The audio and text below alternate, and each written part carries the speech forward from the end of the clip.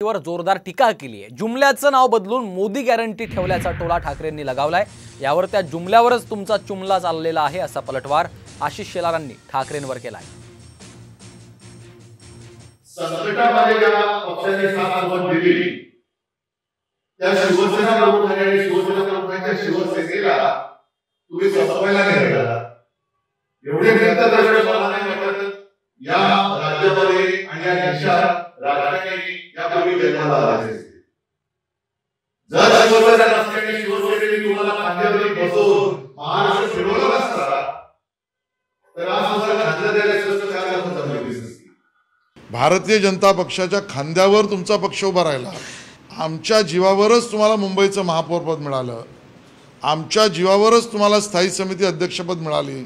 उद्धवजी, तुम्ही पक्षाचं त्यापासून काम हातात घेतलं त्यावेळेला तुमच्यामध्ये हे बळच नव्हतं की तुम्ही अन्य कोणाची मदतीशिवाय राहू शकाल। बहुरूपी रोज रूप बदलतो। उद्धवजी, तुमच्या पक्षाचंही हेच झालंय। 2014 च्या खापामध्ये जुमला होता, त्या जुमल्याचं सगळं नाव बदलून आता त्याचं मोदी गॅरंटी केली। ये मेरी गॅरंटी आहे। और 2014 साली तुम्ही काय म्हणता की एका काळात वर्ष काय नाही, त्या जुमलावरच तर तुमचा चुमला चालला उद्धवजी, आणि त्या जुमलावरच तर तुम्ही निवडून आलात ज्याला तुम्ही जुमला म्हणताय। आज तुम्हाला ही गॅरंटी नक्की आहे उद्धवजी, मुंबईत 0 खासदार तुमचे निवडून येतील, ये मोदी की गॅरंटी आहे। मिंधेंनी पैसे इतके खाल्लेत की दाढी खाजवायला देखील माणूस ठेवला असेल असं म्हणत उद्धव ठाकरे यांनी मुख्यमंत्री शिंदेंवर हल्लाबोल केलाय। दरम्यान आमच्या नादी लागू नका अशा शब्दात गुलाबराव पाटलांनी उद्धव ठाकरेंना इशारा दिलाय।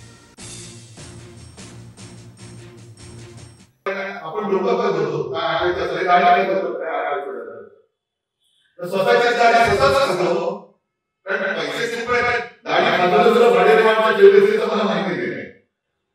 पण तुम्हाला असं काय मिळालं होतं? किती दाढ्या बघणार तुम्ही? गुलाबरावाची दाढी बघणार का जानकरांची दाढी बघणार? शिंदे साहेबांची बघणार की या देशाच्या पंतप्रधानांनाही दाढी आहे?